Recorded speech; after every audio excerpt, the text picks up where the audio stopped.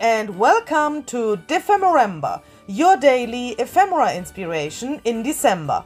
My name is Luise Heinzel, and in collaboration with 49 Dragonflies, I'm showing you different ideas to make your own junk journal ephemera.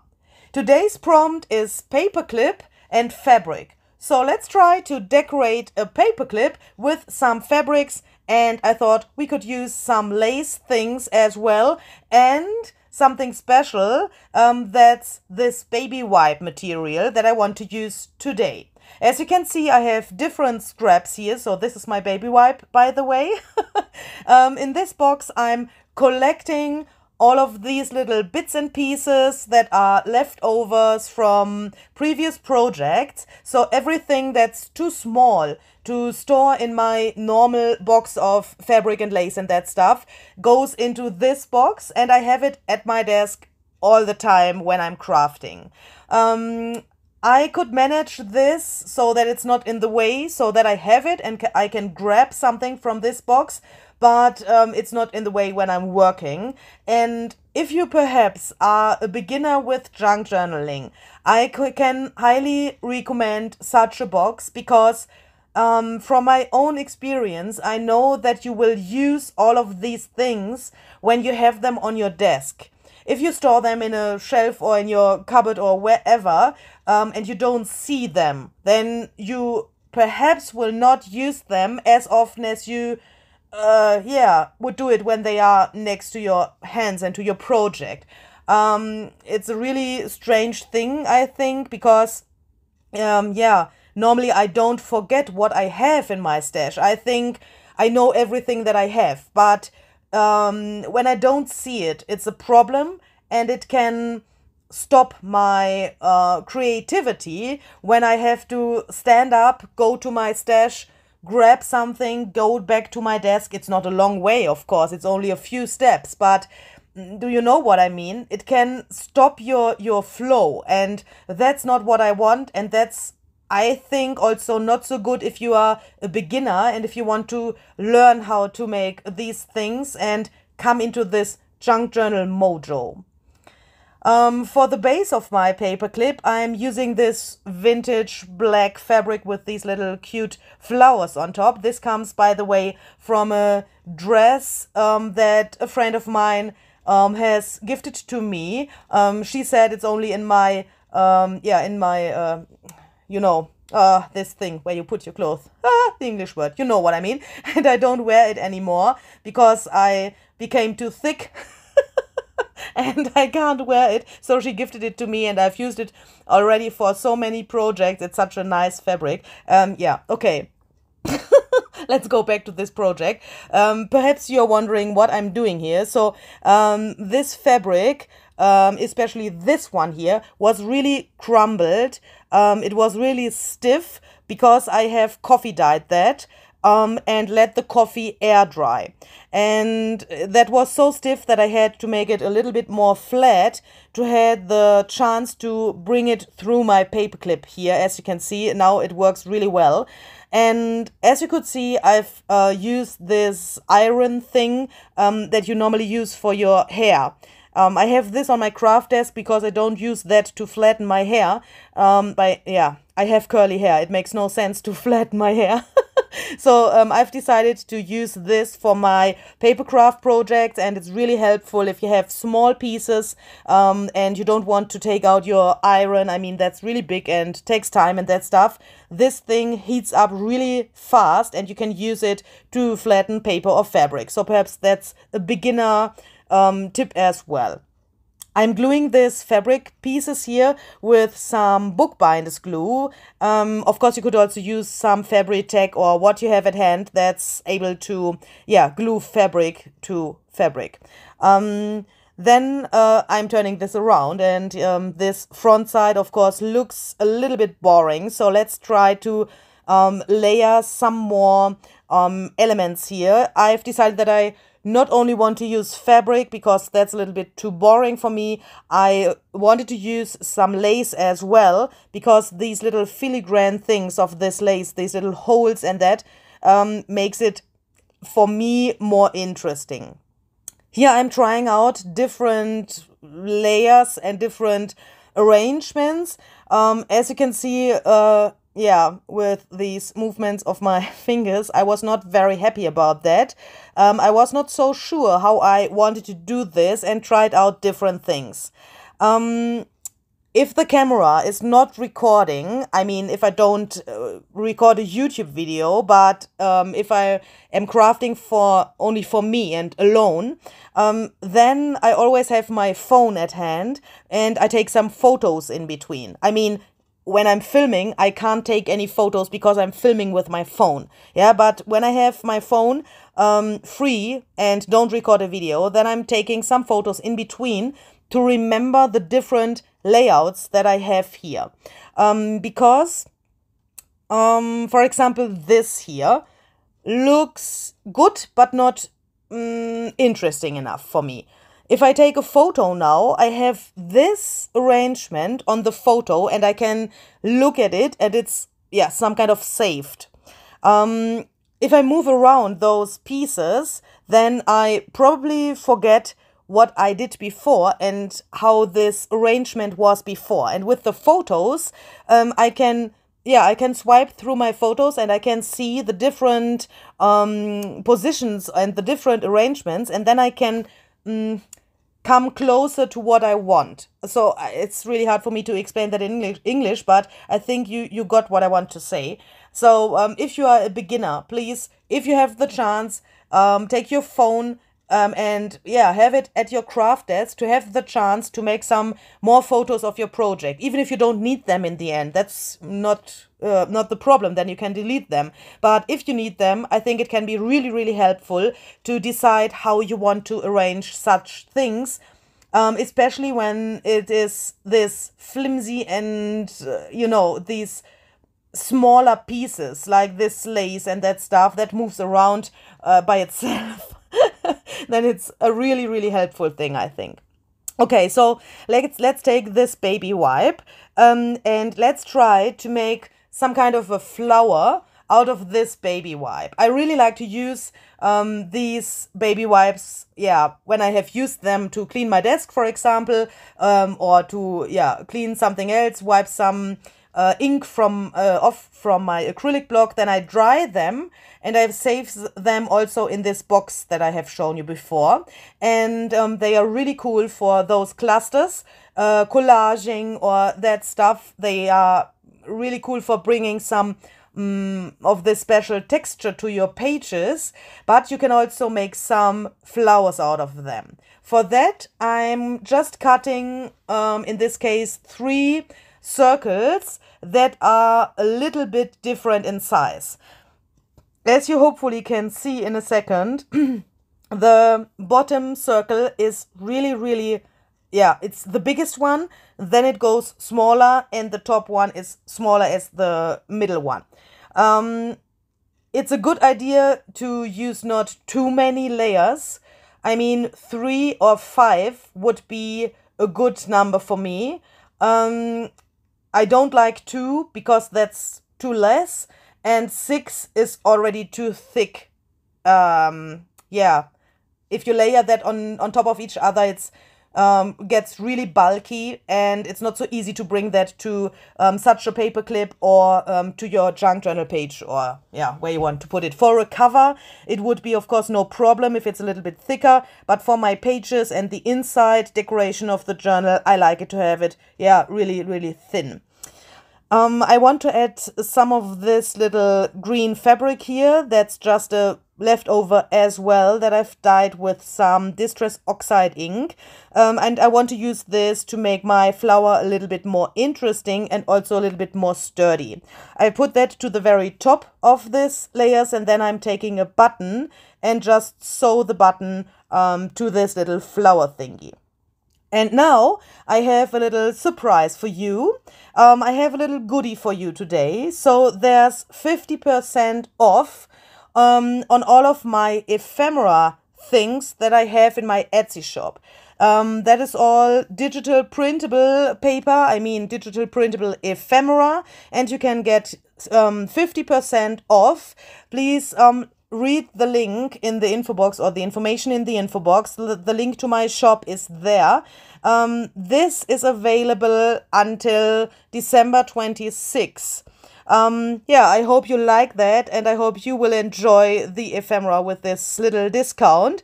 Have fun creating some own junk journal decorations, and yeah, enjoy. Okay, so let's come back to this little flower. I want to arrange this in a really irregular way, and that's not so easy because circles are circles. I mean, yeah, if you have a square, for example, or a triangle, it's way more easy, I think, to arrange those shapes in an irregular way. With circles, it's always a little problem, but just place them over each other so that they are not exactly on top of each other. I mean, you can see what I'm doing here. And then you can just take a little thread and a button and sew this whole thing together. And this is only meant to hold everything in place. As you can see, I've just made this thread through the holes of the button, and then I made a little knot, and that holds it strong enough together so that I can do my next steps. So if you have problems with sewing a button, please don't panic, please don't run away now, but just realize that this is only to hold this thing in place. If you're not able to do that, then of course you can also staple this thing. That would also work. Here I'm using some, this word, is it pliers? I don't know, you know, this little thing to help me hold this away from my heat gun, because I don't want to burn my fingers now. I'm heating this baby wipe material up now so that it crumbles a little bit. Please, if you want to imitate this, be really, really careful, and please let your heat gun heat up a few seconds.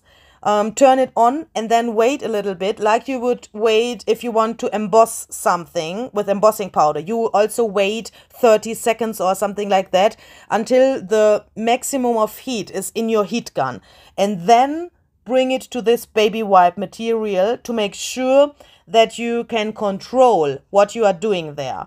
Once it is really hot, this reaction that this baby wipe material crumbles up a little bit goes really fast. Yeah, you have to hold the heat gun in one spot, as you can see here, and then there are a few seconds that this material begins to change. And of course you don't want to crumble it up completely. I mean, if you hold your heat gun too long to this position, then you will have a little ball of baby wipe and not a flower anymore. And of course you don't want to burn it. I had never any accidents with this material and with this technique, but I want to say, please be careful, and especially if you want to do that with your children or grandchildren or whatever, then please make sure that there will be no accidents. Yeah, so when this is finished, it looks like this, but as you can see, the contrast and this arrangement, it's totally strange. So I've decided that I want to do a little artsy trick. So I've put a more similar layer of fabric to the first layer. I mean, this brown fabric with this orange, I have put another one next to the first one so that this is a little bit bigger and more calm. And now I'm taking some gesso and putting that through a stencil. If you know my channel, I have often shown you that I make my own structure paste out of marble dust and gesso. In this case, I mean, if I want to use a stencil. In this case, I haven't done that. I've used the pure gesso here because I wanted to have a really abstract result of my stenciling. And as you can see, I'm smearing it around a little bit to make it more grungy, more interesting, and a little bit more artsy. Here we have the next letter for the giveaway. Attention, it's this one here. So if you are new here and you don't know what I'm talking about, this giveaway, what shall that be? If you still want to join the giveaway, you have to be a little bit fast, but it's of course still possible. Please read the info box carefully. There's everything written down what you need to know to enter this giveaway. So after this gesso was completely dry, I have added this little piece of lace, and now I was really happy with this, more calm and artsy background. If you want to use gesso on fabric and you perhaps are new to junk journaling, then make sure that the gesso is totally dry before you use any other mediums. As you can see, I'm using some more ink here now, and I will spritz some water in a second. You can only do that when the gesso is totally dry. Gesso is a little bitch, I would say, because sometimes it seems to be dry, but it isn't dry. There's a little trick. If you are new to junk journaling, perhaps it's helpful for you. Just carefully touch the gesso with your finger, and if it's cold, it's not dry. It has to have the temperature of your hand that you know that it is dry. It's the same with acrylic paint, or if you work with your jelly plate, it's all the same. If it is cold, it's not dry. So you can, of course, heat that up with your heat gun. Dry it with your heat gun and then wait until it has cooled down, and then you can touch it. You will see a really big difference, of course, if you use it, if you do the next steps on a totally dry gesso, or if it's still a little bit wet, because you can, of course, destroy your whole pattern if it's not dry. Okay, so after this philosophical speech about gesso, let's come back to this arrangement. I've added some more green to the background to bring this flower more to this kind of harmonious optic with the background. I thought it needs some green in the background, so I've added just some distress ink and some water to spread that out a little bit. Ding dong! Here's the next letter for the giveaway. And after that was dry, I've decided that I can now glue my flower on top of this thing. Yeah, I know. It was a long time until I've decided that I can glue that there. But that's also a thing about this satisfaction with junk journaling or crafting in general. Sometimes it's a really big problem for me to record a video and not coming into this mojo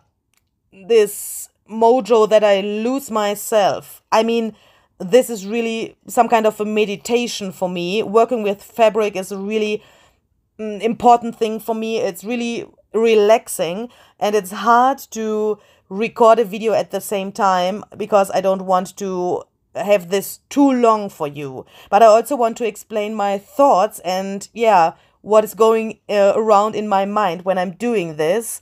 So that's the same with this little metal label that I found in my stash and this little safety pin. I'm really impressed at the moment, and I'm really inspired by this product line of Tim Holtz, especially these things that are made out of fabric. He has fabric. Sorry. Louisa, what are you talking? Especially the things that are made out of metal. Sorry. He has so many little charms and all of these little tiny things that are made out of metal and look so vintage and so cool.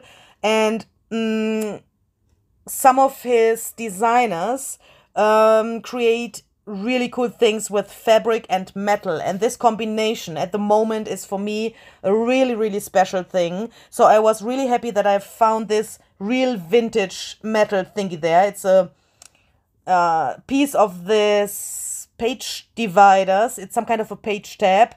No, not page tab. I don't know how to explain that in English. It's irrelevant, but it's a real vintage piece, and that was this special feeling for me in this moment, to get this inspiration that I had from other people to get this to my own desk, my own mojo about this project. And even if it's not a real Tim Holtz piece, it's Tim Holtz style for me, only for me. And that's a really big thing that I want to point out, and I have talked about that really often in my previous videos. But if you are a beginner and you think, oh, I don't know what to do and that stuff, I'm not satisfied, try to get this meditation in your creative process, and then try to get this satisfaction only for yourself. Even if it's not a Tim Holtz product, I'm satisfied with this and I'm happy with it. I hope that makes sense. I hope you like this project, and of course I'm hoping we are seeing tomorrow. If you're celebrating Christmas today, Merry Christmas, and perhaps we will see tomorrow. Be creative. Bye bye.